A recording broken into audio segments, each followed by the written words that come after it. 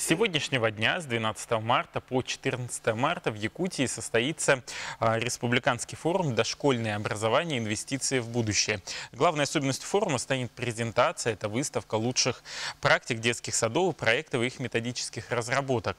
Планируется выступление лидеров дошкольного образования со всех уголков нашей необъятной Якутии. В форуме примут участие федеральные эксперты в области дошкольного образования. Что это за форум, кого он объединит и какая является основной целью этого форума, мы поговорим с министром образования и науки нашей республики Владимиром Анатольевичем Егоровым, который у нас в студии. Доброе утро, Владимир Анатольевич. Доброе утро. Что сподвигло провести данный форум? Ну, как мы все знаем, именно дошкольное образование является фундаментом и личности человека, и дает ту базу знаний, которые, вообще говоря, ребенок и взрослый получит в течение всей своей жизни. Говорят, до 90% знаний человек получает в возрасте до 5 лет. Ну и кроме того, вот название нашего форума «Инвестиции в будущее». На самом деле уже есть исследования, которые показывают, что наиболее эффективные вложения дают большую отдачу, именно экономическую, те инвестиции, которые вложены именно в дошкольное образование. И дошкольное образование сегодня не просто присмотр и уход, а это полноценный уровень образования, где идет и воспитание человека, да, и действительно образование, развитие тех задатков, которые в нем заложены. А какие вы тогда цели и задачи ставите вот перед данным форумом? Да, у нас получается, что реализуется в республике ряд интересных проектов, их можно перечислять долго. Это и «Рисуем все», «Музыка для всех», «Веселый день дошкольника», «Одаренный ребенок». И на самом деле вот эти проекты, они направлены действительно, как я сказал, на развитие задатков детей. Да?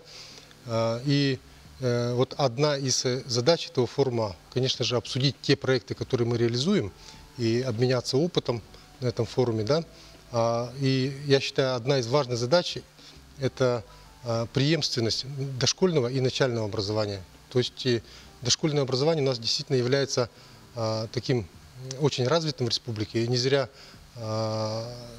международные даже эксперты отмечают это, да, и мы приглашены на международную конференцию, которая будет летом в Москве под эгидой ЮНЕСКО, как фокусный регион. То есть мы там должны представить свой опыт, и вот этот форум является подготовкой к этой конференции. Мы должны отобрать те проекты, тех наших спикеров, которые будут выступать, представлять наше образование там. Я так понимаю, что дошкольное образование в Якутии, оно своим образом является передовым среди субъектов Российской Федерации. И, соответственно, чтобы обменяться опытом, мы приглашаем еще федеральных экспертов, которые примут участие в форуме. Вот кто приедет и чем они поделятся? Да, у нас несколько федеральных экспертов. С нами вот постоянно работает Ирина, значит, Ирина Ильинична Комарова, Инна Викторовна Каракчиева, да, это вот специалисты по детской одаренности. И вот в этот раз к нам приехал Николай Евгеньевич Веракса, это, можно сказать, одна из самых крупных величин в области дошкольного образования, ректор Международной педагогической академии дошкольного образования, один из авторов самого известного курса, известной программы дошкольного образования «От рождения до школы», вот, который пользуется практически 80% детских садов. А что будет вообще в программе форума, вот, кроме той выставки, презентации проекта, может быть, какие-то мастер-классы? Да, у нас действительно наши педагоги дошкольного образования покажут те проекты, с которыми они работают с детьми, покажут мастер-классы, будут круглые столы, обсуждения. Вот. И целью на самом деле у нас также является выработка тех рекомендаций, которые могли бы лечь в основу обеспечения действительно преемственности начального дошкольного образования с тем, чтобы вот те задатки, которые детский сад позволяет раскрыть в ребенке вот в дошкольном возрасте, чтобы эти задатки получили развитие уже в начальном образовании. Ну и концептуально у нас получается, что есть ряд проектов, которые действительно уже зарекомендовали себя.